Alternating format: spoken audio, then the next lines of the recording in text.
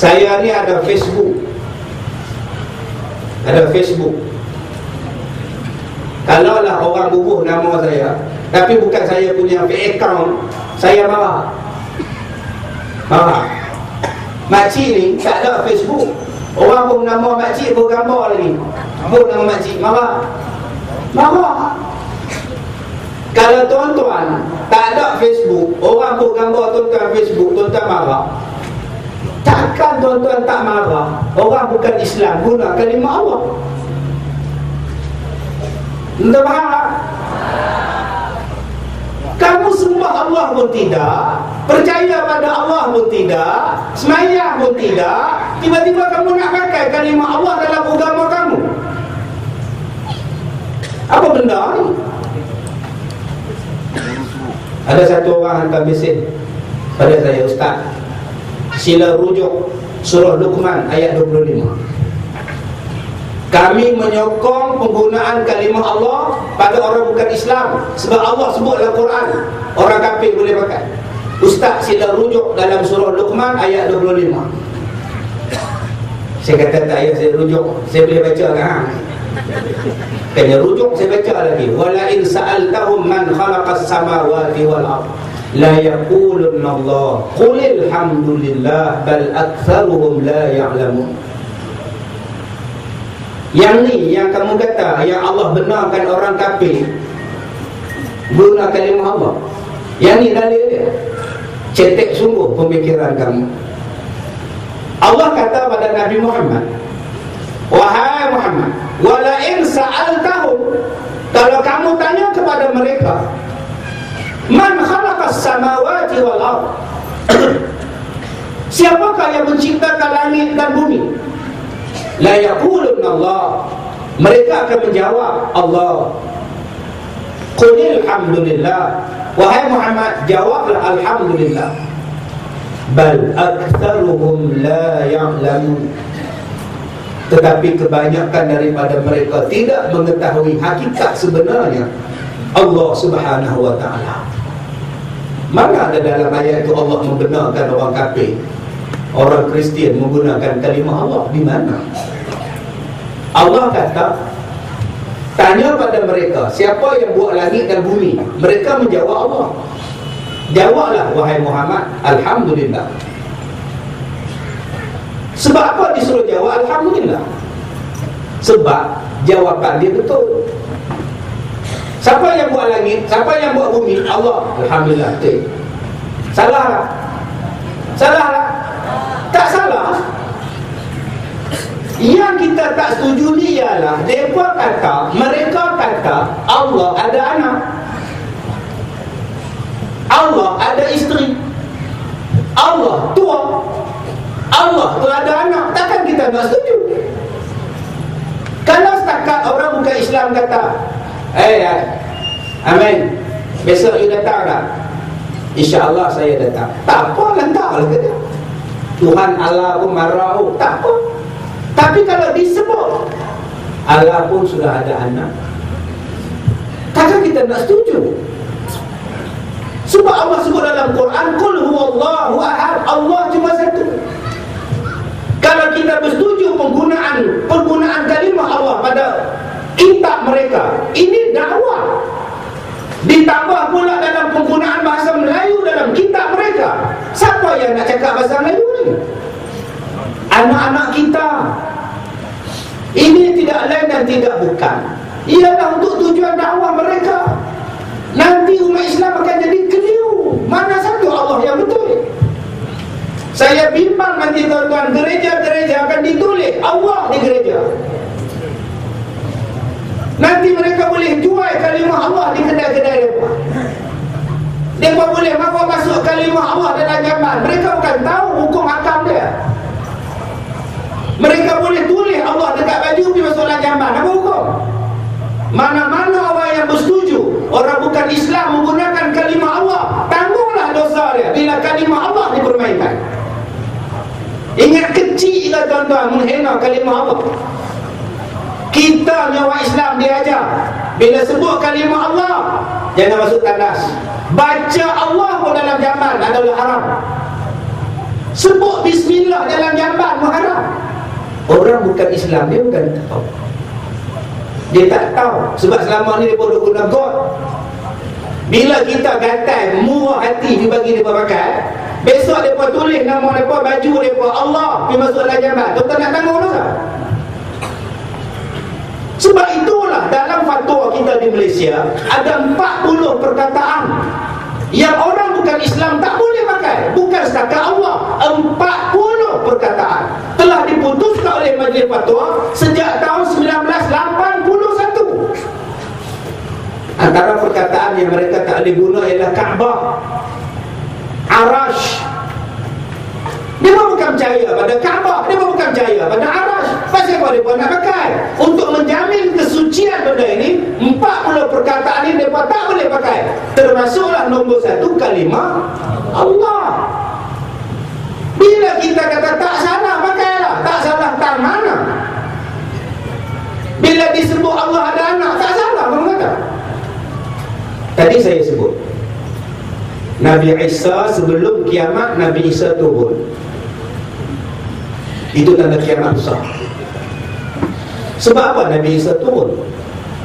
Nabi sebut dia turun sebab nak membunuh segala babi.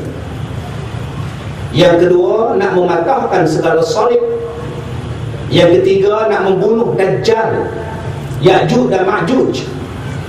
Dan yang keempatnya ialah nak bagi tahu kepada manusia bahawa Nabi Isa bukanlah anak Allah. Nak bagi tahu kepada manusia dia bukan anak Allah. Kalau Nabi Isa pun tak setuju dia dikatakan anak Allah, kenapa umat Islam bersetuju orang kafir menggunakan kalimah Allah yang membawa maksud Allah tu ada 3, Jesus, Tuhan Bapa, Tuhan Anak dan Jesus? Ini bukan benda main-main tuan-tuan. Saya cakap di sini, saya bukan ahli UMNO. Saya tidak pernah menyertai UMNO. Jangan anggap ceramah saya ni ceramah UMNO, jangan anggap. Saya bercakap kerana saya sayang kalimah Allah. Saya cakap malam ni sebab saya letakkan Allah adalah segala-galanya dalam hati. Islam nombor 1, parti Tok Guru belakang kira. Jangan sampai kita letakkan sesuatu lebih daripada Allah. Kalau mereka nak guna kalimah Allah, silakan masuk Islam dan pakailah kalimah Allah. Tapi kalau tak Islam, minta maaf, gunalah nama yang kamu bagi pada Tuhan. Ustaz, bukankah Tuhan segala makhluk ialah Allah? Betul. Tuhan segala makhluk ialah Allah. Habis itu mereka nak gunakan kalimah Allah takkan? Tak boleh. Masalah dia, Allah yang mereka faham dengan Allah yang kita faham tak sama. Mereka kata Allah tua, sedangkan Allah mana ada tua muda. Mereka kata Allah ada isteri, Allah tidak ada isteri.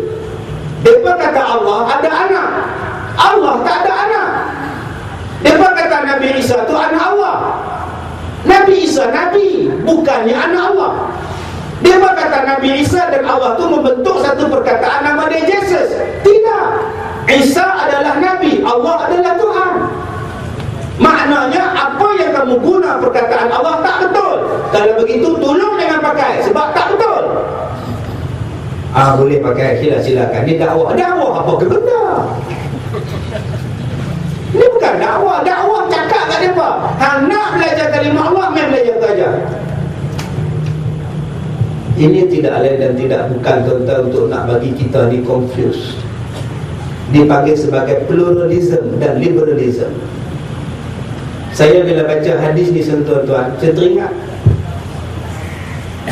Nabi kata di akhir zaman ulama'uhum syarri man tahta adibis sama. Hari ni jadilah di akhir zaman, kata Nabi, yang paling jahat di bawah langit ialah ulama.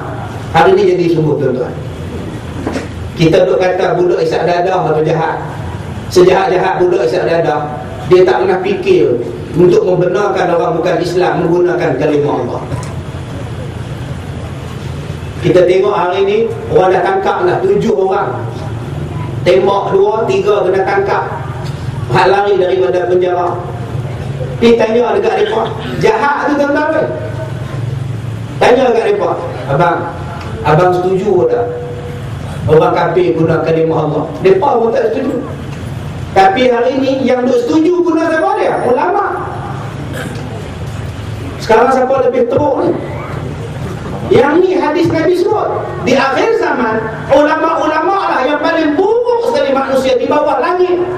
Daripada mereka timbulnya fitnah dan balik fitnah kepada mereka. Di hadis sahih tuan-tuan. Sebab itu, baliklah pada buku baru. Balik pada Islam. Balik pada perjuangan Islam yang sebenar. Martabatkanlah Islam. Dan bukan bila makna kita memartabatkan Islam, kita menindas orang bukan Islam. Tidak. Bila Islam dijaga, Allah akan jaga kita. Allah akan jaga negara kita. Orang bukan Islam duduk di bawah negara kita pun akan rasa nikmat. Orang tanya, Ustaz, di Mesir orang Kristian menggunakan kalimah Allah 1400, 1600, malah sebelum Nabi Muhammad dilantik menjadi Nabi, orang dah guna kalimah Allah walaupun dia bukan Islam. Kenapa Ustaz nak bising? Malah bapa Nabi pun namanya Abdullah, Ustaz. Kenapa Ustaz nak bising? Saya jawab senang. Sebab itulah Nabi Muhammad datang. Minaz zulumati ila nur. Dia bawa daripada kegelapan pada cahaya. Nabi Muhammad datang nak bagi tahu yang kamu kata Tuhan ada anak, yang kamu kata Tuhan ada isteri, itu salah. Memang mereka guna kalimah Allah sebelum Nabi datang lagi. Tapi Nabi datang nak betulkan balik penggunaan mereka salah. Sekarang tuan-tuan nak ikut yang Nabi ke dia nak ikut sebelum Nabi? Kalau nak ikut yang sebelum Nabi, buat apa ikut Nabi datang? Ikutlah nak sebelum-sebelum. Mereka kata bahawa Uzair itu anak Allah. Mereka kata Isa itu adalah anak Allah. Nabi Muhammad datang, Nabi kata Qul huwallahu ahad. Katakan bahawa Allah itu satu. Sekarang kamu nak ikut yang nak ikut sebelum Nabi, kan nak ikut Nabi. Ikutlah yang sebelum Nabi. Allah cuma satu. Saya ni tak ngaji tinggi tuan-tuan. Saya ni ngaji rendah-rendah, kuli-kuli sahaja. Tapi saya bagi pada tuan-tuan pun contoh-contoh yang rendah-rendah. Kalaulah ada abang-abang di sini yang setuju orang bukan Islam guna kalimah Allah, cuba fikir saya cakap ni senang. Tuan-tuan ada masjid, tuan-tuan ada masjid. Hari Jumaat kita sembahyang Jumaat, orang Islam. Hari ni hari Ahad. Kalau orang Kristian hari ni nak pinjam masjid, sembahyang dalam masjid kita boleh tak? Tuan-tuan bagi tak? Dia pun nak pinjam. Bukan lama pun, 9-12. Dia pun siap queue lagi. Pergi tak? Di tempat kita ada mimbar dalam masjid. Dia pun main minta dekat pengurusi, Tuan Haji, kami nak pinjam mimbar, nak bawa ke gereja, nak buat ceramah dalam gereja, guna mimbar masjid. Pukul 3 petang kami hantar balik. Tuan-tuan bagi tak?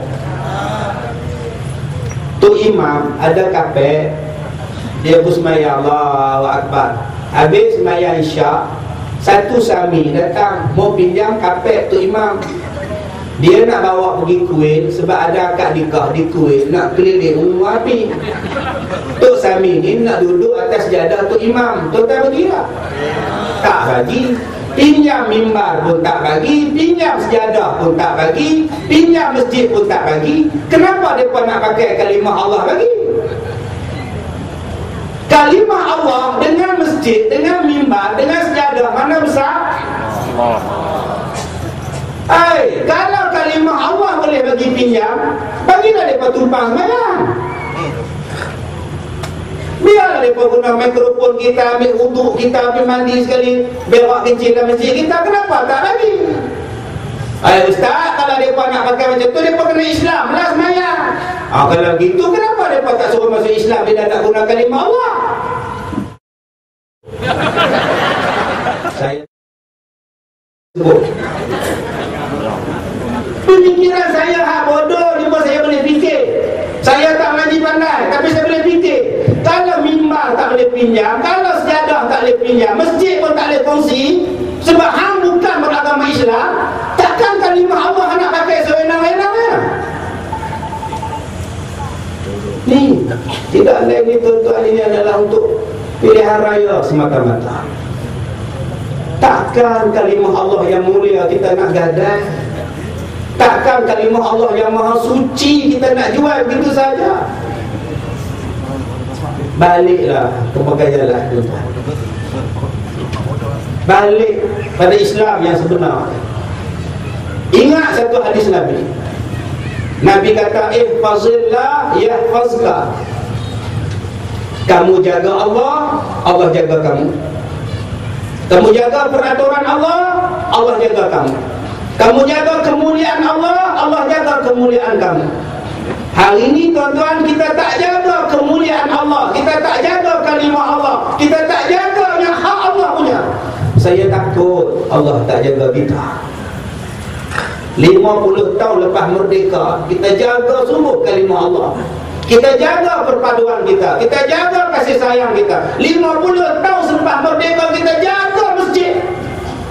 Daripada hudud sekarang masjid lawa, daripada bank riba pada bank Islam, daripada susah buat haji senang buat haji, daripada benda yang haram kepada benda yang halal, kita jaga elok-elok.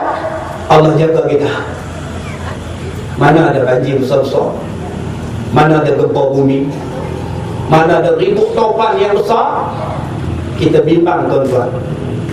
Sebab ada orang kata, ustaz, di Indonesia orang guna kalimah Allah tak ada apa-apa pun. Di Lebanon, di Mesir, orang Kristian guna kalimah Allah tak jadi apa-apa, ustaz.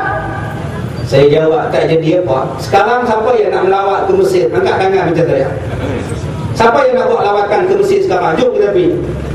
Tadi saya tengok dalam TV tadi, letupan bom, tunjuk perasaan letupan bom, tak jadi apa-apa. Tidak ada keamanan, tidak ada jadi apa-apa. Pergi market kena bom, pergi masjid kena bom, ekonomi jatuh, susah cari makan. Tuan-tuan tengok yang datang ni, naik motor semua lawa-lawa ni. Tuan-tuan pergi ke Mesir, kereta kuda lagi tuan-tuan, kereta keldai lagi tuan-tuan. Ekonomi tak ada. Kita di Malaysia, dia nak jumpa kereta kuda, pergi belakang. Tu pun tak ada lah kot, tu boleh padang belakang, tak ada lah. Orang buat pelancongan je kereta kuda. Di Mesir, kenderaan lagi tengah-tengah malam, susah. Ada orang kata, ustaz, di Indonesia penggunaan kalimah Allah tak ada apa-apa, ustaz. Elok je, tak ada gaduh apa-apa. Tak ada gaduh. Gempa bumi tiap-tiap tahun, gunung berapi tiap-tiap tahun, tak ada apa-apa. Orang kata banjir, lumpur, ribut taupan tiap-tiap minggu, kata tak ada apa-apa. Benda itu Allah jaga di Malaysia. Sebab di Malaysia, masjid ramai orang datang, pengajian banyak orang datang, orang mengamalkan Islam, orang jaga kalimah Allah, orang jaga Rasulullah, orang sayang pada Kaabah, orang sayang pada Mekah Madinah. Di Malaysia cukup hebat. Sebab tu balak, walaupun maksiat banyak tempat kita, tapi Allah masih sayang pada kita. Sebab yang buat agama lebih ramai daripada buat maksiat. Kita takut kalau kalimah Allah punya paksai orang tak jaga, halal Tuhan turunkan balak. Tuan-tuan, kita ni pernah susah. Saya hidup merempat, anak yatim. Bapa mati tahun 73, hidup susah. Tahun 70-an, makan ubi kayu, makan cok kodok tu biasa, makan nasi bergula dengan garam tu biasa. Tapi hari ini anak-anak kita semua senang, semua mewah. Tuan-tuan boleh bayang tak, kalau berlaku apa-apa gempa bumi, tanah runtuh, ribut taupan, anak-anak kita kebuluran, agak-agak mereka boleh makan ubi kayu. Mereka sekarang semua makan KFC tuan-tuan. Ayam, ikan tak makan, sayur tak makan. Kita pucuk, paku, balon semua. Sebab kita dah biasa. Anak zaman sekarang, oh pucuk paku, dia tengok, iya. Semua makanan ayam goreng, ayam goreng, ayam goreng. Jadi gempa bumi tu tak nak makan apa? Ni makan adik, mak makan lebih kayu je. Kita tak biasa, kita takut Allah turun bala. Yang saya cakap malam ni, saya takut Allah turun bala. Dan bila Allah turun bala, bukan kena pada orang yang setuju saja, dengan kita yang tak setuju ni pun kena. Sebab menghina Allah, memfitnah Allah. Allah tak ada anak. Bila kita setuju dia menggunakan kalimah Allah, maknanya kita ada memfitnah Allah. Tuan-tuan, ini usaha dakwah halus yang dipanggil sebagai pluralism. Cuba tuan-tuan tengok Syahruzhan. Tuan-tuan minat tak dia? Meri mehbub meri senang, syukriya mehribane keren. Oh minat.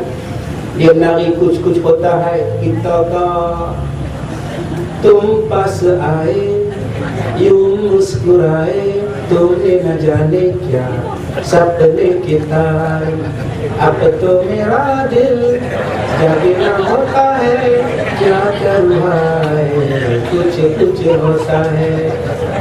Dia Islam tapi istrinya Hindu. Kenapa boleh kahwin? Sebab di sana semua agama boleh pakai kalimah Allah. Jadi boleh kahwin. Saya percaya pada Allah, kamu pun percaya pada Allah. Walaupun agama kamu Hindu, walaupun agama saya Islam, tapi kita Tuhan satu. Kita kahwin. Kahwin. Tuan-tuan anak-anak tuan-tuan jadi macam tu. Tuan-tuan kenal Sharmila Tagore yang berlakon dengan Shashi Kapoor. Tera mujhse hai pehle kahta koi yumi nahi dil bata koi. Itu nama dia Sharmila Tagore. Dia ada anak namanya Saif Ali Khan. Baru ni kahwin dengan Kareena Kapoor. Tuan-tuan kenal Kareena Kapoor? Kareena Kapoor ni cucu Raj Kapoor, cucu Sangam. Mere man ki ganga ay tere man ki jannata bol raja bol Sangam hoga kini. Tu datuknya. Raj Kapoor dapat anak namanya Ranbir Kapoor. Ranbir Kapoor dapat anak namanya Kareena Kapoor. Depa ni Hindu. Kahwin dengan Islam, Saif Ali Khan. Siang akad nikah dalam masjid, malam akad nikah di Kuwait. Kenapa boleh buat? Sebab pluralisme. Agama adalah sama, sebab Tuhan adalah satu. Ampun Tuhan Allah, aku pun percaya pada Allah. Agama masing-masing, jadi Allah satu. Kahwin. Yang ini yang cuba nak dibawa di sini. Tuan-tuan kenal Jamal Mirdad. Islam, suaminya Islam, istrinya kandau Kristen. Kristen di Indonesia. Islam kahwin dengan Kristen, enggak ada apa-apa bu. Yang pentingnya dia percaya pada Allah. Saya pun percayanya Allah. Yang Tuhan kita ni Allah. Enggak ada apa-apa yang susah. Kenapa bising bangga? Tuan-tuan kata tak ada apa-apa kalimah Allah untuk jangka masa 5 tahun, 10 tahun. Tuan-tuan tengok anak-anak kita. Mak, memanglah dia bukan Islam, tapi dia percaya pada Allah, mak. Saya Islam, percaya pada Allah. Kekasih saya pun percaya pada Allah, mak. Kita orang nak kahwin, mak.